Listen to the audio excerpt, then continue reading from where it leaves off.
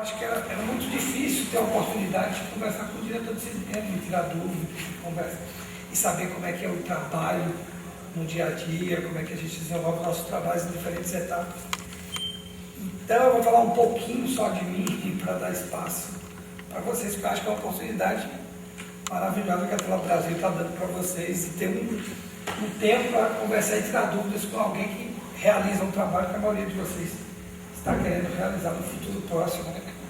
Precisa de microfone, não? Está todo mundo me ouvindo? Eu sou meio rouco, né? Mas tudo bem, sem microfone.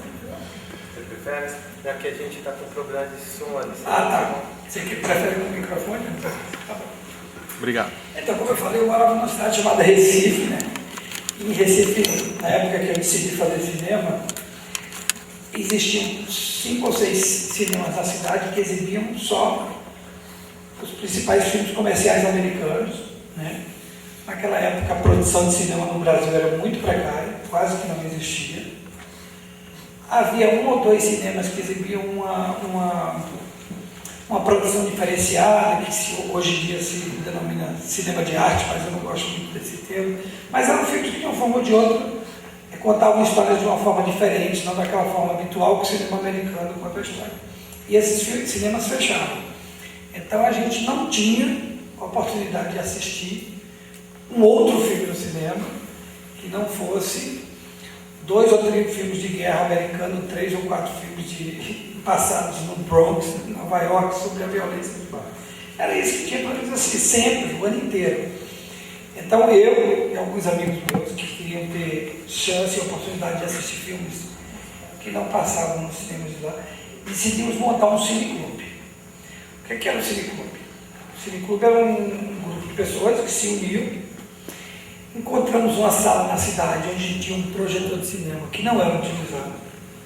Então a gente alugava essa sala, entrava em contato com as distribuidoras do Rio e São Paulo, que na época tinha a maior quantidade de cinemas. Também a gente entrava em contato com consulados da França, da Espanha e de outros países, da Itália, da Alemanha, que tinham uma cinemateca, né? E esses consulados também emprestavam a gente. E a partir daí a gente fazia uma seleção de filmes, né? E exibia na nossa sala de cinema. E a partir daí foi gerando uma quantidade de público muito grande interessado em assistir esses filmes.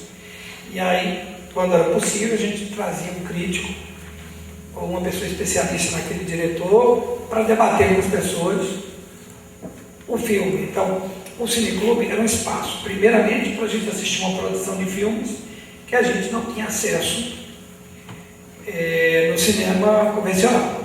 Hoje em dia vocês têm a possibilidade de baixar qualquer filme na internet, né? Que a gente não tinha internet naquela época, né? Então, para vocês ficou tudo mais fácil hoje em dia. Para a gente, às vezes, a gente espera. Eu esperei 7 anos para ver um filme do Godard, né? Que eu não consegui encontrar esse filme para assistir. Então a gente trazia esses filmes, exibia esses filmes e com o dinheiro da exibição a gente pagava o transporte de ter trazido os filmes, né, e pagava o aluguel da sala. E geralmente a gente ficava com dívida, né? Então a gente tinha que fazer festa, tinha que inventar mostras diferentes. Mas eu acho que esse cineclube foi a minha primeira grande formação em cinema. Porque eu acho que quem quer fazer cinema, inicialmente a pessoa tem que exercitar o olhar. É a mesma coisa, se você quiser escrever, se você quer ser um escritor, você tem que ler muito, né? E ler diferentes tipos de literatura para entender até o tipo de literatura que você quer fazer e para entender que tipo de literatura instiga a sua imaginação. Então eu acho que o cineclube foi a minha primeira escola de cinema. A gente exibia de tudo, exibia filmes da vanguarda americana de cinema, exibia o cinema novo alemão, a novela vague francesa, a gente exibia filmes do cinema novo brasileiro, filmes do cinema marginal brasileiro, filmes dos anos 40 do Brasil, a gente exibia filme de Drácula, né? A gente exibia de tudo, porque não era só um cinema que se propõe a exibir filme de arte. Se alguém dizia, eu quero ver um filme do Bela Lugosi, sobre que o Bela Lugosi era o melhor Drácula que tem no cinema, então a gente fazia uma semana de filmes de Drácula, pegando filmes dos anos 20, 30, 50, 60, assim, como o cinema do mundo retratou esse personagem Drácula. Então a gente inventava diferentes mostras, né? E a partir daí a gente foi exercitando o olhar para as diferentes cinematografias e para os diferentes diretores. Logo depois do Cineclube, ele funcionou 2 anos. O nome do Cineclube, o nosso Cineclube era o Cineclube Jurando Vingar, mas depois de 2 anos as dívidas eram tantas que não vingou. E aí a gente teve que fechar. Mas aí, por coincidência, eu ganhei uma bolsa de estudos para estudar cinema na Inglaterra, fora do Brasil. Na época não existia cinema no Recife, nem escola de cinema de arte, nem escola de cinema. Hoje em dia tem uma escola de cinema em Recife, da Universidade Federal, que as pessoas têm possibilidade de estudar cinema no Recife, não precisa mais ir para a Inglaterra, como eu fui. E foi outra grande experiência, principalmente porque eu fui estudar cinema fora do meu país, sem poder usar a minha língua para escrever os roteiros, né? E com umas referências culturais diferentes da minha. Para mim foi maravilhoso, porque primeiro eu conheci o cinema inglês, a cultura inglesa e a forma de pensar dos ingleses, que é sempre rico para qualquer cineasta essa experiência. Além disso, eu tive que transcrever minhas ideias do português, ou melhor, do nordestinês, né, para o inglês. Então foi também uma grande dificuldade, mas um exercício maravilhoso. Eu dizia para os meus amigos da faculdade, que eram ingleses, que eu estava fazendo curso duplo, né? Porque a minha dificuldade era a mesma. Eu todo dia chegava em casa com dor de cabeça, porque eu tinha que pensar em 2 línguas ao mesmo tempo, né? Transcrever todos os conhecimentos em 2 línguas. E eu dizia para eles não têm, eu tinha que pedalar 2 vezes a mais para chegar onde eles chegavam. Porque eles falavam de um cineasta tal, da Inglaterra, eu não conhecia. Então, no outro dia eu tinha que estudar esse cineasta, tentar ver filmes dele, para voltar à discussão no outro dia e compreender um pouco. E aí eles falavam de um programa de televisão que passava na Inglaterra, eu não conhecia esse programa, eu tinha que me inteirar de toda uma cultura para seguir discutindo com eles na altura da conversação que a gente tinha. E além disso, o exercício de dirigir pessoas em outra língua, imagina, dirigir um ator em inglês, dirigir uma equipe de 15, 20 pessoas em inglês. E eu tinha acabado de chegar na Inglaterra, por melhor que eu fosse bem inglês, você tem uma certa dificuldade de falar no ritmo deles. Então, assim, a terceira coisa que foi mais importante, eu acho que para mim, foi conhecer melhor a minha cultura. A questão da alteridade do outro.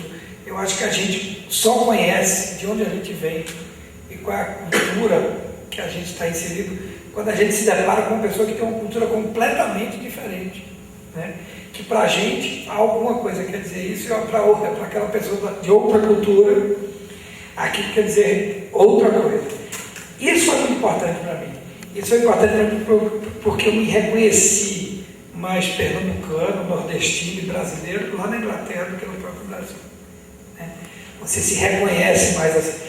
Um dia eu estava conversando com um amigo meu na Inglaterra e ele falou, mas no Brasil todo mundo fala que nem você. Eu disse, como? Com as mãos. E eu olhei para minha mãe e falei, nossa senhora, nós brasileiros falamos com as mãos. E eu nunca tinha me dado conta disso. Então esse encontro com a cultura estrangeira foi que fez me entender melhor. E você falou que eles viram o trailer do meu filme. Eu acho que essa experiência de viver na Inglaterra foi tão forte que isso é basicamente o tema do meu primeiro filme, Cinema As Pingas e Urubus, que é a história desse alemão que vem para o Nordeste do Brasil e tem que conviver com uma cultura completamente diferente da outra, né? E tem que construir uma amizade com esse nordestino. E essa amizade só acontece quando eles começam a respeitar a diferença cultural dos dois. Que isso é muito importante, porque para nós brasileiros, algumas verdades não são verdades para outras pessoas, de outras culturas, de outras religiões, de outras línguas. Então foi uma experiência maravilhosa, e mais maravilhoso ainda foi voltar para o Brasil, voltar para o Recife, né? Com esse curso de cinema e com vontade de fazer cinema, e chegar aqui era a época era Collor, o Collor tinha acabado com o cinema, não existia produção no cinema brasileiro, muito menos em Recife, e não tinha nada o que fazer. Então aquela mesma dificuldade que eu tinha na época do Cineclube reapareceu. E aí o que aconteceu? Eu decidi me juntar com outras pessoas que queriam fazer cinema, já tinham feito alguma curta-metragem em Recife, E a gente se juntou e fez uma produtora, construiu uma produtora onde a gente tentava, né, a trancos e barrancos, produzir nossos filmes. E foi na época que eu me reuni com o Cláudio Assis, com a Adelina Pontual. A gente fez uma produtora que se chama Parabólica Brasil. Eu já saí dessa produtora, mas até hoje essa produtora funciona. O último filme dessa produtora foi exibido agora no Festival de Paulínia, que se chama Febre do Rato, ganhou a Febre do Rato. E eu fiquei muito feliz de me encontrar com o Claudão. Agora dizer, Claudão, lembra há 12 anos atrás, quando a gente abriu essa produtora, 15 anos atrás, todo mundo chamava a gente de maluco, de doido. Como é que vocês vão fazer cinema em Recife, onde não existe nenhum fomento para o cinema? Onde o presidente do Brasil, Fernando Collor, acabou com a Embrafilme, acabou com todos os fomentos de cinema. E a gente falou, a gente vai fazer cinema de guerrilha, a gente vai fazer com os recursos que a gente tem. E foi assim que a gente começou. E hoje eu converso com ele e falo, ninguém ia acreditar, né, que a gente ia conseguir produzir tantos curtos, tantos longos, viajar o mundo inteiro com os nossos filmes, com aquela produtora que começou no fundo do quintal, sem nenhum equipamento, sem nenhum recurso, apenas com um telefone, um sofá que eu peguei emprestado da minha mãe, e mais nada, e a gente conseguiu realizar os nossos filmes. Então eu acho que, para vocês que estão começando a carreira, o cinema eu acho que é um exercício de insistência e de paciência. Você tem que ser muito paciente, porque as coisas no cinema demoram muito. Eu, para fazer o meu primeiro longa, eu demorei 7 anos, para fazer o segundo, eu demorei 10 anos, e agora o terceiro eu acho que vai demorar 5. É sempre muito difícil, né? Curta-metragem você demora menos tempo, mas não é muito menos tempo, 2, 3 anos. Desde o projeto inicial, até você desenvolver um roteiro legal, até você conseguir dinheiro, até você filmar e finalizar, é muito tempo, né? Então é um exercício de paciência. E além de paciência, você tem que ter muita força de vontade, muita perseverança, e achar que realmente é aquilo que vocês querem. Às vezes eu tenho um amigo meu que fala, olha, meu filho está querendo fazer cinema. Aí eu falo, olha, diz para ele me ligar, ele conversa meia hora comigo, e daqui a meia hora ele desiste de fazer cinema, porque eu vou dar tanta desgraça, tudo que eu sofri na minha vida para conseguir fazer cinema, que ele vai desistir. Agora, se ele não desistir, eu acho que é um sinal que ele tem persistência e ele deve continuar. Então é isso, tenho muita persistência e tenho muita paciência, porque a vida no cinema é muito dura. E olha que hoje em dia as coisas estão 300% melhor do que na época que eu iniciei a fazer cinema. Então é isso. Depois dessa produtora que a gente abriu, eu comecei a fazer meus curtas. Começaram a acontecer as leis de fomento lá no Recife, no Ministério da Cultura, a gente ganhou prêmios com nossos projetos, a gente conseguiu realizar os nossos primeiros curtas. Depois dos curtas a gente tentou realizar os nossos longas, conseguimos, né? E aí é isso. Vamos às perguntas? Acho que eu já falei demais, né? Queria começar. Eu vi uma entrevista na internet hoje em dia está super fácil de encontrar. Oi. Que você fala sobre linguagem. Você, nesse segundo filme, principalmente, você fala uma coisa que você gosta de investigar a linguagem, de encontrar novas maneiras de contar uma história, de tentar reinventar o cinema. Eu queria que você falasse um pouco sobre essa sua necessidade de comunicar e o que te leva a buscar essas novas narrativas. Engraçado que essa pergunta tem tudo a ver com o que eu falei no início, ou seja, a minha vida no cinema começou com os cineclubes, né? E eu assistia filmes no cineclube que eu olhava para o filme e não entendia nada. Eu falava, que legal esse filme, eu não entendi nada, mas eu gostei. Porque era uma forma tão nova de contar uma história que eu não estava preparado. E aquele filme instigava muito a minha imaginação, e eu ia dormir com ele, no outro dia acordava com ele, passava semanas pensando no filme, tinha vontade de assistir de novo, né? Esse era um tipo de cinema que eu gostava muito, aquele cinema que eu nem entendia completamente ele, mas de uma forma ou de outra me instigava. Porque tem aquele filme que você assiste, você não entendeu, nem quer entender. E tem aquele outro filme que você assiste, você não entendeu bem, mas tem algum mistério ali que você quer desvendar. E eu acho que esse tipo de cinema foi o cinema que mais me influenciou a fazer cinema. Porque instigava a minha imaginação, a imaginar outros mundos, a ver o mundo de outra forma, a não ver o mundo de uma forma linear. E, além disso, eram filmes que instigavam a minha memória afetiva, ou seja, filmes que estavam muito próximos à minha realidade. Principalmente o cinema brasileiro, o cinema europeu de autor. Você via um filme que se passava num bairro de periferia, com as pessoas jogando futebol e todas as crianças brincando na rua. Era muito novo aquilo, para mim, que estava acostumado a ver só aquela cinematografia americana, que todas elas se passavam naquelas cidades americanas. Então, ver aqueles filmes que estavam muito próximos à minha realidade instigavam muito a minha imaginação. Então, esses dois tipos de cinema foram os cinemas que mais me influenciaram lá no início da minha carreira, até antes de eu fazer meus primeiros longas. E esses filmes que me influenciaram a desenvolver um cinema que eu acho que é fundamental para mim, não é contar uma história, mas descobrir um caminho novo para contar uma história. Isso me instiga mais. Por quê? Porque primeiro eu gosto muito de cinema. E eu acho que a linguagem cinematográfica e o próprio cinema, ele só vai persistir, permanecer, se a linguagem dele for evoluindo para caminhos, nunca antes navegáveis no cinema. O cinema é uma arte muito jovem, O cinema tem 110 anos, 115 anos. O teatro, por exemplo, tem 3 mil anos.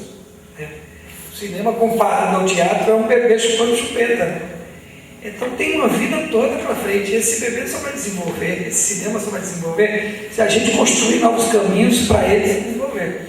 E eu acho que mais importante ainda do que contar uma história é descobrir caminhos novos e contar a história. Eu acho que vai instigar a minha imaginação, vai instigar a imaginação do espectador, e é esse cinema que vai permanecer na memória. E eu quero que o meu trabalho permaneça na memória das pessoas e instigue as emoções e a imaginação delas. Quem vai perguntar? Posso? Por favor, por favor.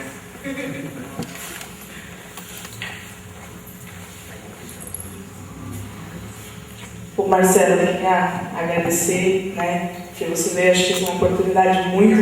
Eu agradeço o convite, É muito importante, pelo menos para mim, acho que o pessoal também é muito importante mesmo conversar com um cineasta que já fez filmes, até mesmo que eu assisti hoje de manhã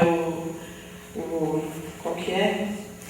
Cinema As Meninas de Urubus, esse eu assisti hoje de manhã, eu gostei muito. E eu queria saber, como cineasta, se a internet hoje ajuda ou atrapalha, porque a gente pode fazer download de qualquer filme de graça, assistir no YouTube de graça. E eu quero saber se para o cineasta isso acaba prejudicando ou acaba ajudando a divulgar o trabalho. Bom, isso é uma pergunta muito complexa, talvez demore muito para eu responder, mas vamos lá. Primeiro, quem quiser assistir meu filme, Cinema As Meninas de Urubus, está na internet, no YouTube. Alguém foi lá e colocou o filme na íntegra, E aí meu produtor me ligou um dia, 5 anos atrás, e falou: Cinema As Meninas de Urubus está na íntegra no YouTube, o que é que a gente faz? Aí eu falei que é fogo, porque ninguém vai comprar o DVD, a gente não vai ganhar nada com esse filme. Aí ele falou: já teve 15.020 acessos. Eu falei: caramba, olha só, 15.020 pessoas já assistiram o meu filme. Vai ver que essas pessoas moram em lugares que não tem cinema, como eu, quando morava em Recife, e não tinha cineclube. Esse filme que eu fiz foi financiado, em grande parte, por fomentos de empresas brasileiras ou do Ministério da Cultura, É um dinheiro estatal.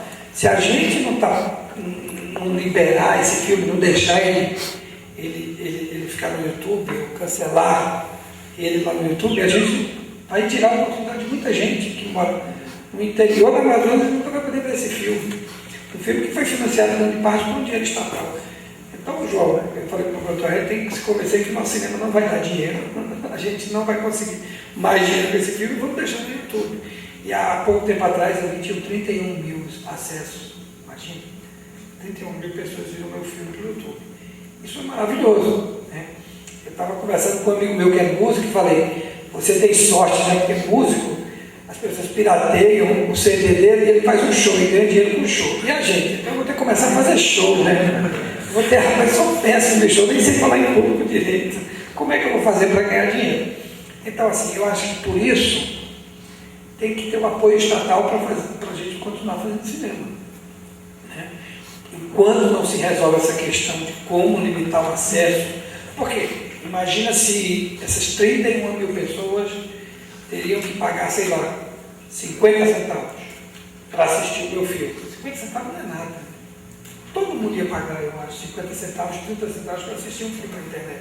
Então, como legalizar para poder viabilizar até a preservação do filme? Por exemplo, a gente gasta dinheiro em preservar o negativo do filme, a gente gasta dinheiro em preservar o digital do filme. Agora o filme vai ter que ser lançado em Blu-ray, que é uma nova técnica. Então a gente tem que transformar a película em Blu-ray. Isso custa caro, a gente não tem dinheiro para fazer isso.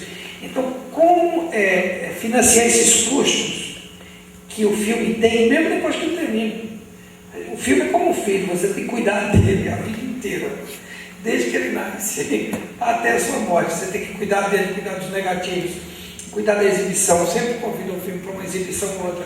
Aí você tem que administrar cópias, você tem que fazer novas cópias, porque as cópias se gastam. Então, como viabilizar isso? Como conseguir patrocínio para manter essa produção com a pirataria?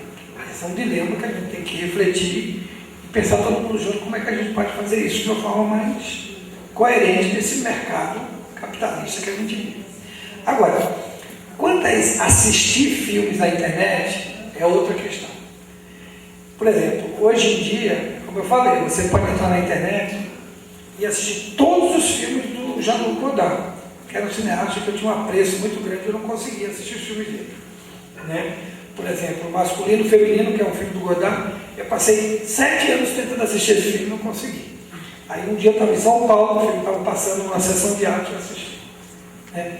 Hoje em dia, em 7 minutos, você baixa o filme do Godard e assiste na internet. Agora, o que eu acho é que você entrar no cinema, numa sala escura, compartilhe com várias pessoas a experiência de assistir um filme numa tela grande, isso a internet nunca vai te dar. Né? Cada dia as pessoas estão assistindo filmes em telas menores. Né? Você assistia no cinema, naquelas televisões grandes, hoje em dia as pessoas estão assistindo no computador de casa que é grande, no laptop que é menor, e agora, já no Japão, a maioria das pessoas assistem filmes no celular. Então essa experiência do espetáculo, do cinema, de você entrar numa sala escura, compartilhar com várias pessoas a exibição de um filme numa tela grande, isso está se perdendo. Porque a quantidade de detalhes que você pode observar e o tempo dramático do filme numa tela grande é completamente diferente de um filme que você assiste na internet. Façam essa experiência. Vão assistir um filme no cinema e depois assistam o mesmo filme na internet. É outra experiência, é outra percepção de olhar, é outro sentimento que você tem. Né? O cinema é algo que atinge todos os sentidos. Você está numa sala que tem som dobro, uma tela grande, então você está dentro daquela experiência cinematográfica que a internet não propõe. E é muito interessante porque, ultimamente, eu vejo filmes de diretores de curta-metragem, você sente isso. Você sente que não existe uma preocupação tão grande no plano e na quantidade de detalhes da direção de arte, porque a experiência do cara é muito de internauta e muito menos de cinema. E agora, cada dia com a extinção maior das salas de cinema, isso vai aumentar. Né? Então também é uma faca de dois gumes. Assim como é uma faca de dois gumes disponibilizar os filmes na internet e não ter possibilidade de ter um retorno econômico dos filmes, é uma faca de dois gumes você só assistir filmes na internet. Eu prefiro assistir sempre filmes no cinema. Agora tem filmes que eu não consigo assistir no cinema. e eu vou assistir na internet.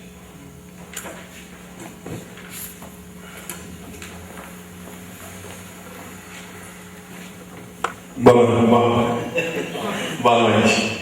É um prazer gigante ouvir o senhor aqui. E eu queria perguntar o seguinte, porque é uma experiência que eu vivi particularmente durante essa oficina, né? A questão da liberdade de criação e a questão do dinheiro, né?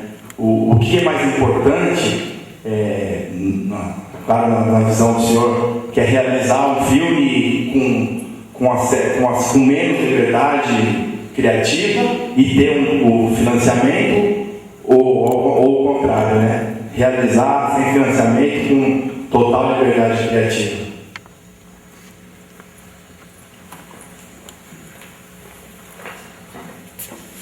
Infelizmente, durante minha carreira inteira, eu nunca tive a oportunidade de ver o outro lado.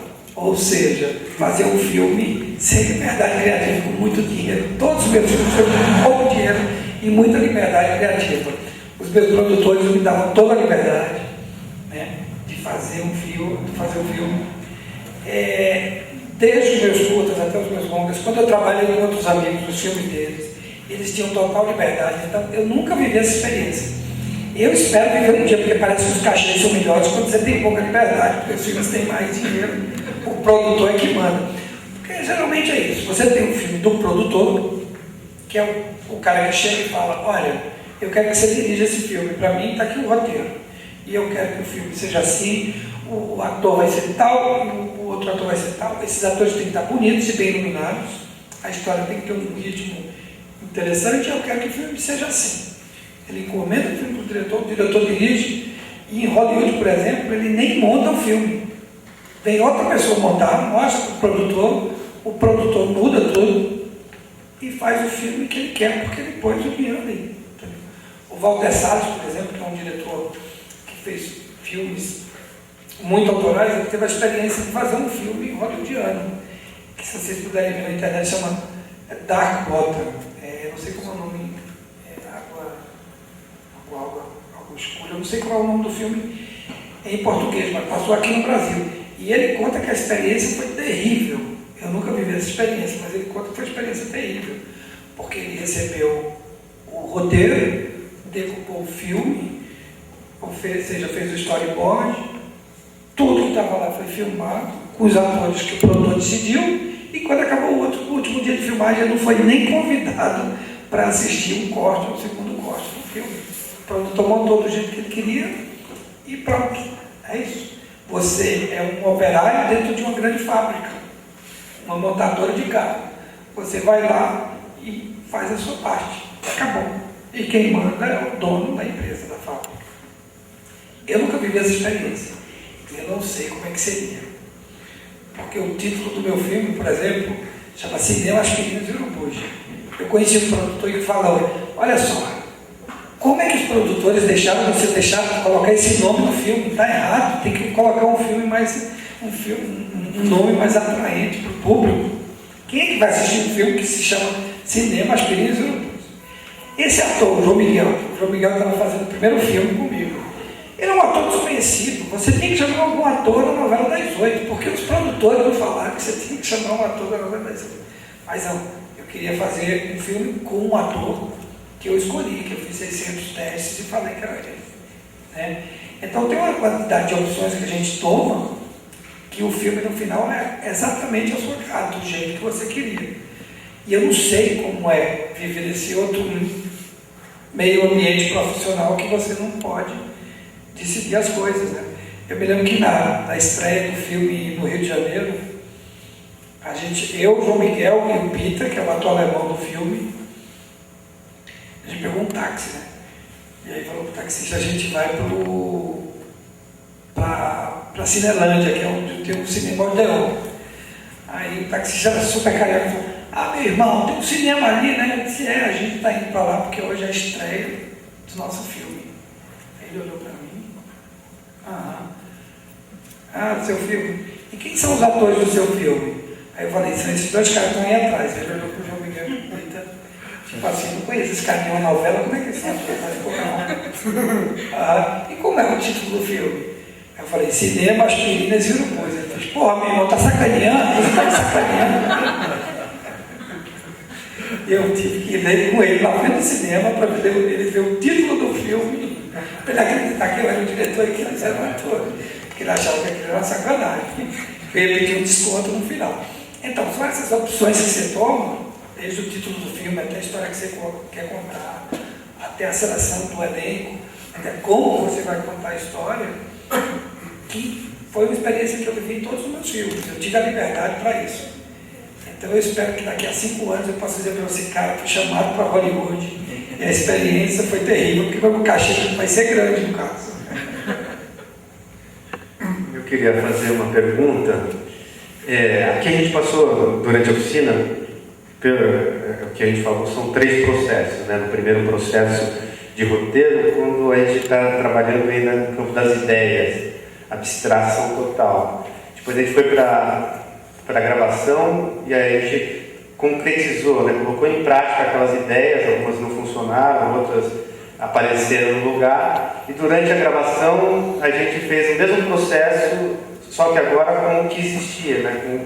Com o que foi gravado e com que ali não existia a possibilidade de abrir uma nova lacuna, né? Já estava tudo ali. Eu queria que você falasse um pouco do seu processo criativo também. Vi na internet também uma coisa que me chamou a atenção, não sei se foi um parente seu que trabalhou vendendo aspirinas, seu tio, o avô, né? Então eu vi um depoimento dele na internet também, que é uma coisa que só a internet pode, né?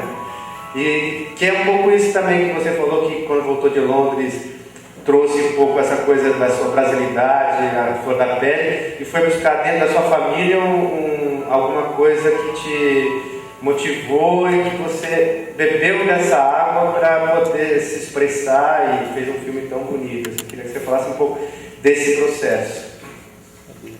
Eu acho que o celular ali está tocando, né? Desculpa aí, vou desligar aí. Mas enfim, pois é, o cinema é uma coisa maravilhosa, né? Porque você tem essa oportunidade de ver etapas completamente diferentes. Quando você está cansado de pensar na ideia, cansado de pensar no roteiro, você não aguenta mais o roteiro. Aí você vai ver a filmagem, que é um momento completamente diferente daquele momento de elaboração do roteiro.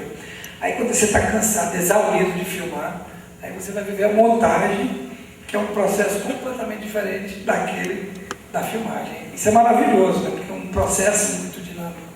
Não é como a literatura, por exemplo, que é escrever. Agora, o cinema começa com a escritura, né? Com a concepção das ideias. As minhas ideias, na verdade, eu acho que elas surgem de coisas, de questões que eu não consigo entender. Assim como aqueles filmes que eu assisti no Cine Clube, que eu não entendia, mas instigava a minha imaginação. Eu procuro investigar temas, histórias, que eu não consigo entender plenamente. Porque eu acho que isso está a fascinação da vida. Eu acho que o cinema tem que me ensinar a viver e eu ajudar as pessoas a refletir um pouco mais sobre a vida.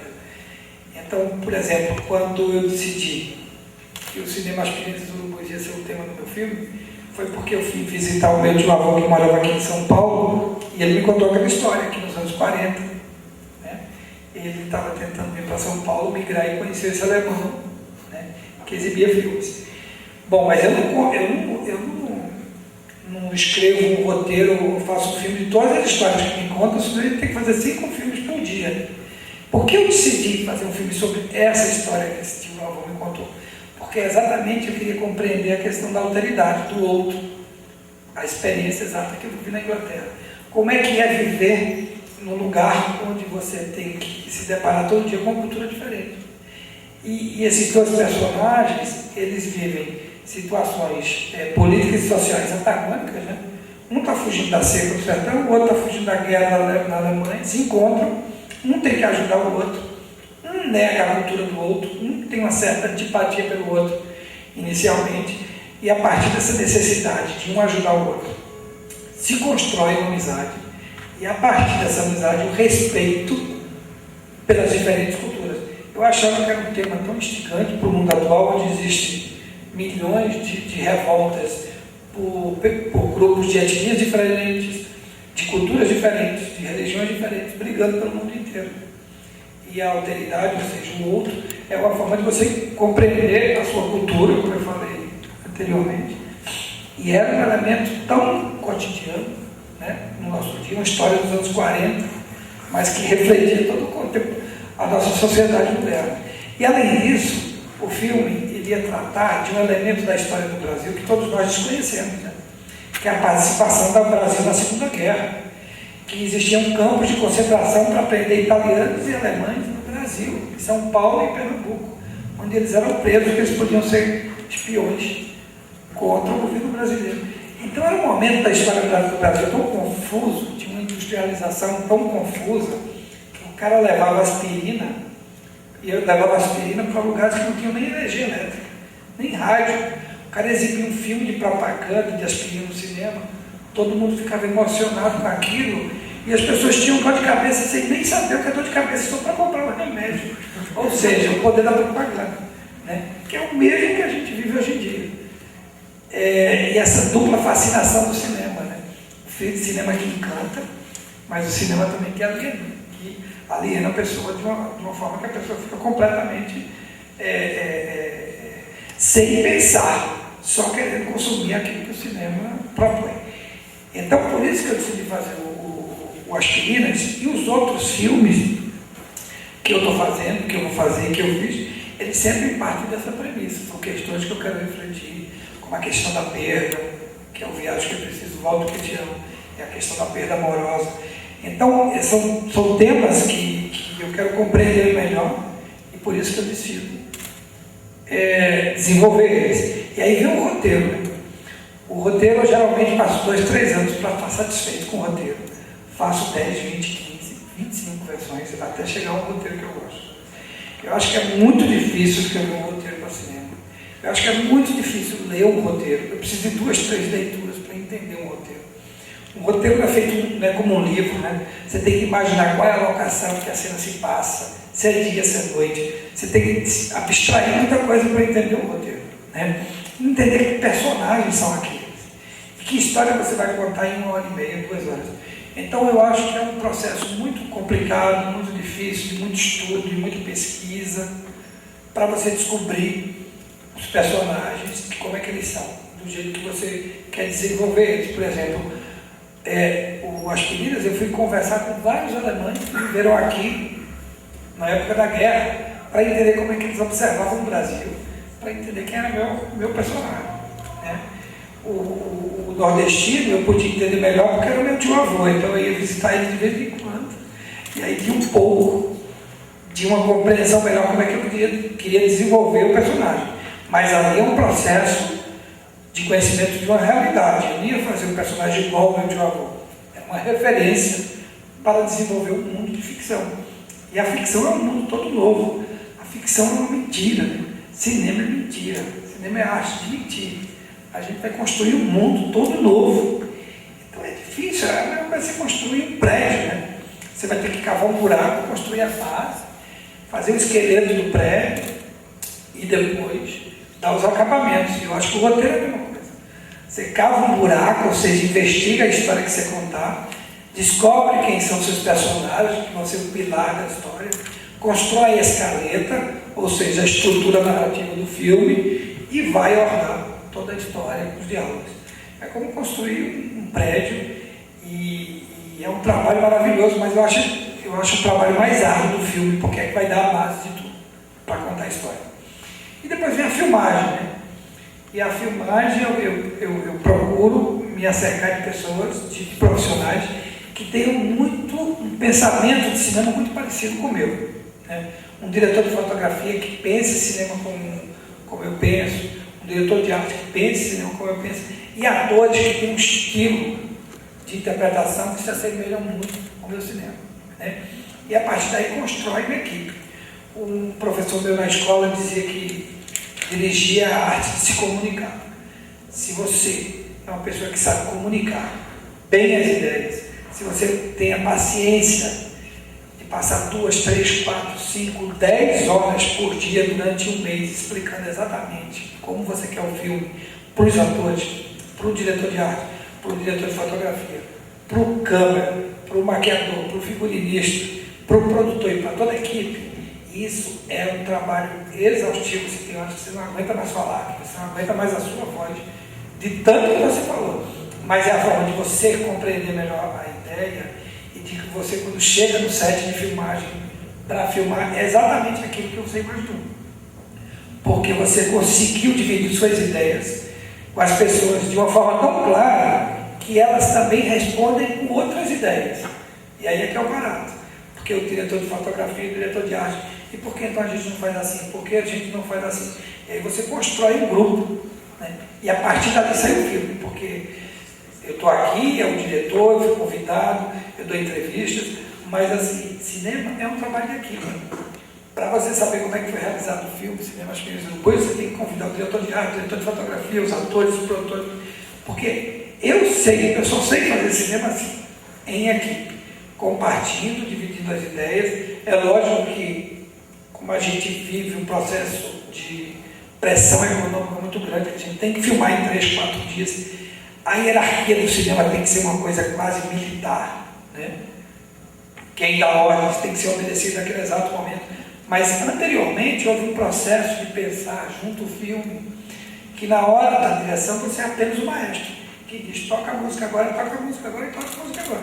Mas tudo foi ensaiado antes, entendeu? Então eu acho que no processo de filmagem o fundamental é ser um bom comunicador de ideias e um bom estimulador para as pessoas terem ideias em cima da ideia que você está desenvolvendo. Já na montagem, a montagem é um barato, porque é o roteiro ao contrário. O roteiro você foi construindo, aí você atuou junto. A montagem está tudo separado ali, você vai juntar tudo aquilo que estava no roteiro. E geralmente o que eu faço no meu filme é, eu roteirizo um filme, eu filmo o outro, a partir dessas ideias que eu tenho durante todo o processo, e dessas invenções que a gente cria no dia a dia, porque eu acho que foi o Orson Welles que disse que o acaso faz muito bem às obras de arte. Você errar, ou acontecer um erro, e você usar aquele erro, né? Num filme, por exemplo, a primeira cena do meu filme, o alemão está dirigindo, para na estrada e chama um camponês, tá? E pergunta onde fica a cidade de Triunfo. Então eu fui na cidade onde a gente ia filmar, no interior da Paraíba, selecionei alguns atores, escolhi um menino que não era ator, que eu gosto muito de trabalhar com um ator, mas ele tinha uma cara muito boa, e eu falei, olha, a gente vai ensaiar, passamos um dia ensaiando, o alemão chegava e perguntava, olha, eu quero ser onde é Triunfo. Aí já aqui, daqui a 15 quilômetros. E o posto de gasolina mais próximo, daqui a 30 quilômetros. Ah, tá, obrigado. Essa era a cena. Aí no dia da filmagem, chegou aquela equipe de filmagem gigantesca, com os caminhões, câmera, o ator começou a ficar meio assustado. E aí eu falei, ação. Aí vem o carro, para, aí o alemão chama o ator, né? O camponês, ele disse, meu amigo, onde é que fica Triunfo? O cara ficou tão nervoso, que botou a mão na cabeça e fez, sei não. Aí o Peter não sabia o que fazer, né? Ele fez, e o posto de gasolina mais próximo? O senhor sabe onde é que está? Também não sei não. Aí ele falou, o Peter não sabia o que falar, né? Aí falou, tá calor, né? Aí ele fez, tá muito calor. Aí o Peter falou, você vai para lá ou vai para cá? Quer uma carona? Ele disse, não, vou ficar por aqui mesmo. E vai embora. E depois, eu briguei com o ator, discuti, filmei mais 3 takes, por pura insegurança. Porque na hora que eu fui montar, eu usei aquele take. Porque foi genial. Porque imagina, você está no meio do sertão, vê um caminhão com um projetor, nos anos 40, e vem um alemão com aquela língua enrolada, para você na estrada e pergunta alguma coisa, você fica assustado. E eu não tive competência enquanto roteirista para fazer aquela cena. E o cara fez para mim. Se eu fosse o diretor de série, dizia, não, vamos refazer de novo, e usava aquela certinha bonitinha. Mas é isso que eu falo, o acaso é muito bom para a obra de arte, né? E no documentário a gente tem isso todo dia. O Orson Welles brinca dizendo que na ficção o diretor é Deus, porque o diretor diz tudo onde é que tem que ficar. Já no documentário Deus é o diretor, né? Porque você vai filmar e o acaso sempre acontece. Quem mais quer fazer uma pergunta?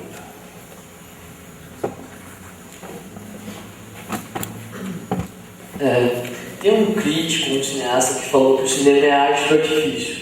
E eu assisti seu curta-metragem, o Maracatus, e também li bastante sobre o Viagem que eu preciso, não tive a oportunidade de assistir ainda. E eu percebi que você mistura muito a linguagem documental com a de ficção. Eu queria saber como que você faz esse trabalho funcionar, como que essa mistura funciona bem tanto nos seus filmes, assim. Eu queria acrescentar também que eu ouvi dizer que a gravação da narração do filme também teve uma história especial, né? Não, pois é como eu falei anteriormente, o que eu gosto, que o Carinha News, que é o co-diretor desse filme, a gente gosta de bagunçar, no melhor sentido da linguagem cinematográfica. Né? Eu acho que é isso que o poeta quer quando faz uma poesia.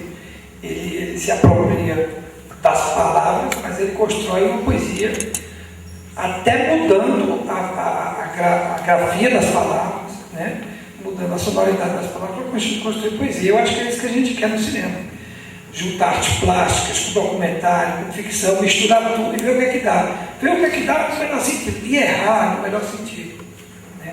A gente fala muito, a gente gosta de errar. Errar nesse sentido, olha que legal essa cena que eu contei agora. Eu errei porque eu queria fazer uma coisa e o cara me mostrou o caminho e eu optei pelo erro dele para encontrar a minha certeza. Né?